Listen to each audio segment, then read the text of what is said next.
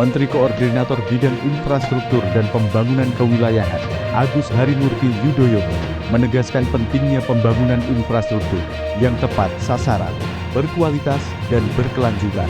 Pernyataan ini disampaikan AHY dalam Forum Nusantara Economic Outlook 2026 di Jakarta.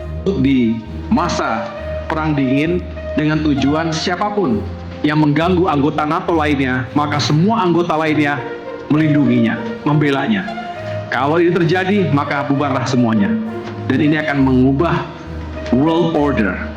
Akan terjadi new world order ataupun rezim baru dunia yang semakin dinamis. Menurutnya, dinamika geopolitik global berdampak langsung pada rantai pasok, harga energi, hingga biaya logistik, yang turut mempengaruhi perekonomian Indonesia. Dalam situasi ini, arah pembangunan nasional harus disusun secara cermat dan adaptif. AHY menekankan, pembangunan infrastruktur tak lagi sekadar jalan dan jembatan. Infrastruktur juga mencakup pendidikan, kesehatan, dan pengentasan kemiskinan. Benar-benar berdampak bagi masyarakat. Selain itu, faktor kebencanaan dan perubahan iklim menjadi perhatian utama, mengingat Indonesia berada di kawasan Ring of Fire. Dengan pendekatan teknologi dan perencanaan yang matang, infrastruktur diharapkan lebih tangguh, aman, dan berkelanjutan. Pemerintah pun mendorong kolaborasi lintas sektor demi memastikan pembangunan Indonesia berjalan berkelanjutan dan berpihak pada masa depan.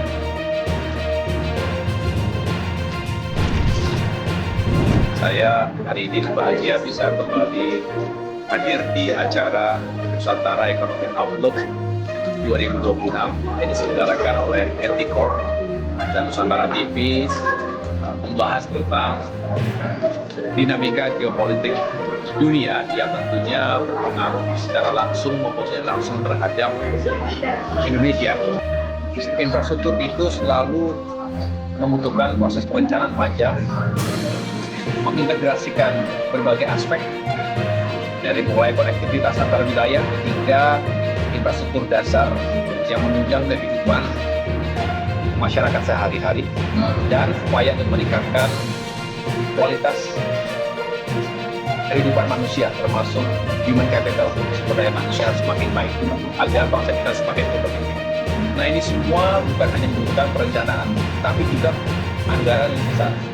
Jadi tentu tantangan bagi setiap negara dan pemerintahan adalah bagaimana melakukan tata kelola fiskal yang selalu pasti ada batasnya dan banyak sekali prioritasnya. Tapi tetap harus ada yang diorientasikan untuk membangun infrastruktur secara berkelanjutan. Oleh karena itu tadi saya berpesan, mari kita terus membangun resilience, daya tahan sebagai bangsa, termasuk kita harus cerdas, kreatif, mencari berbagai sumber anggaran untuk membangun infrastruktur.